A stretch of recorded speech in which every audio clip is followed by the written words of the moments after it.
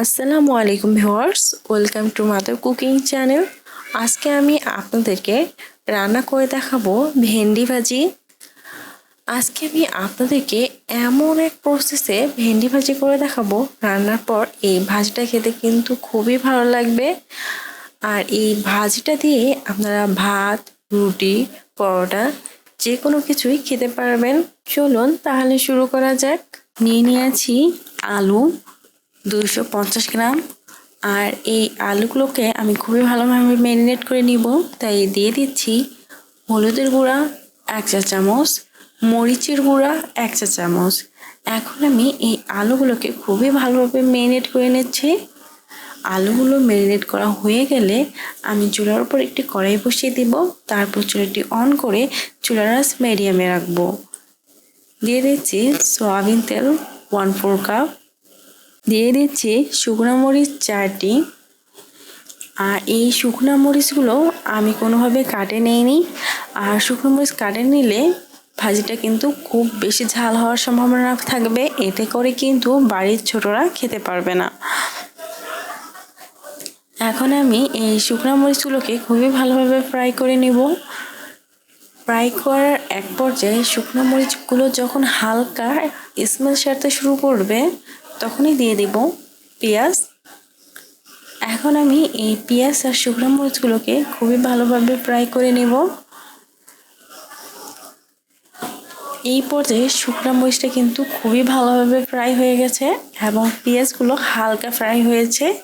ঠিক এই পর্যায়ে আমি এই পেঁয়াজ আর শুকনো মরিচগুলোকে উঠিয়ে নেব। এই থাকা অবশিষ্ট তেলে দিয়ে দিচ্ছি সাদা এলাচ 3টি। আর এই এলাচগুলোকে আমি একটু ফাটিয়ে নিয়েছি। দিয়ে দিচ্ছি দারচিনি 3টি টুকরা, মৌরি 1/2 টেবিল চামচ পরিমাণে, ধনিয়া 1 টেবিল চামচ, জিরা 1/2 টেবিল চামচ, দিয়ে দিচ্ছি কালো জিরা, রসুনের কোয়া 6টি, আদা কুচি 1 টেবিল চামচ, দিয়ে দিচ্ছি পেঁয়াজ 2 টেবিল চামচ। আর এই পেঁয়াজগুলোকে আমি একটু মোটা মোটা করে কেটে নিয়েছি। এই সময় চুলার আঁচ মিডিয়াম লোয়ে রেখে এই মশলাগুলোকে আমি হালকা ফ্রাই করে নিব। হালকা ফ্রাই হয়ে গেলে দিয়ে দিব আগে থেকে ম্যারিনেট করা আলু। আর এখন চুলার আঁচ মিডিয়ামে রাখবো এবং আমি বেশ কিছু সময় ধরে এই আলু আর মশলাগুলোকে ফ্রাই করে নিয়েছি। এখন আমি ভেন্ডিগুলো ম্যারিনেট করে নেব।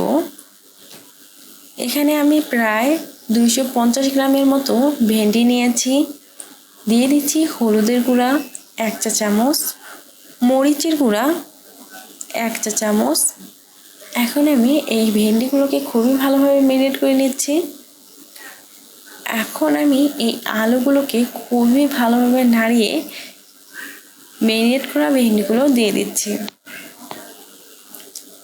দিয়ে দিচ্ছি লবণ পরিমাণ মতো। এখন আমি এই সব উপকরণসমূহকে খুবই ভালোভাবে নাড়িয়ে দিব। খুবই ভালোভাবে নাড়িয়ে দেওয়া হয়ে গেলে আমি কড়াইয়ে ঢাকনা লাগিয়ে চুলার আঁচ মিডিয়াম লো করে বেশ কিছু সময় ধরে এই ভাজিটাকে রান্না করে নিব। এই ভাজিতে আমি যেহেতু কোনো প্রকারের পানি ব্যবহার করব না, সেহেতু আমি এই ভাজিগুলোকে চুলার লো আঁচে ধীরে ধীরে কুক করে নিচ্ছি। এতে করে কিন্তু পানি ছাড়াই ভাজিটা সিদ্ধ হয়ে যাবে এবং রান্নার পর এই ভাজিটা খেতে অনেক ভালো লাগবে।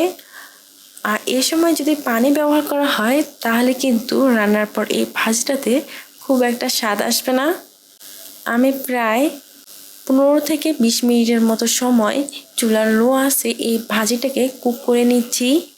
আর 4 থেকে 5 মিনিট পর পর ঢাকনা খুলে এই ভাজিটাকে খুবই ভালোভাবে নাড়িয়ে দিচ্ছি। ফিরে এলাম প্রায় 15 থেকে 20 মিনিট পর। এই সময় আপনারা দেখতে পাচ্ছেন এই ভাজিটা প্রায় 90% মতো কুক হয়ে গেছে। এখন আমি দিয়ে দিব টমেটো। আর এখানে আমি একটি টমেটো 4 পিস করে কেটে দিয়েছি।